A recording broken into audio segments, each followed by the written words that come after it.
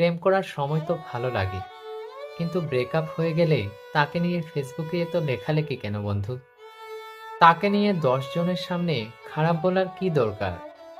তুমি তো একদিন তাকে ভালোবেসেছিলে। প্রয়োজন নেই তো। সেই মানুষটা সেই মানুষটার মতোই থাক না। তুমি তোমার মতো থাকো। ম্যাচিওরলি ভাবো। এখন আর স্কুলে পড়ো না।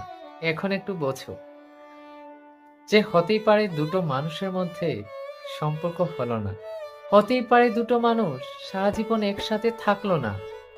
কেউ মাথার দিব্যি দেয়নি তো যে একসাথে থাকতেই হবে। সারা জীবন না থাকুক মানুষ দুটো। কিন্তু একে অপরকে এমন কথা বলা উচিত নয় যেখানে দাঁড়িয়ে দুজন দুজনের চক্ষুশীল হয়ে যাওয়া। মানে রাস্তা দিয়ে হাঁটার সময় যদি কোথাও সামনাসামনি দেখা হয়ে যায়, তাহলে সেই মানুষটার চোখের দিকে তাকাতে পারবে না। রাস্তা দিয়ে হাঁটার সময়ও সেই মানুষটার চোখের সামনে চলে আসলে একবার যাতে হাসতে পারো, একবার যাতে মন খুলে এটা বলতে পারো যে তুমি কেমন আছো।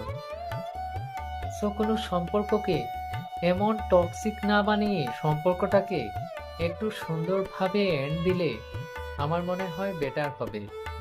ভিডিওটি দেখে যদি ভালো লাগে তাহলে অবশ্যই তোমার ভ্যালুয়েবল কমেন্টস দিয়ে যেও।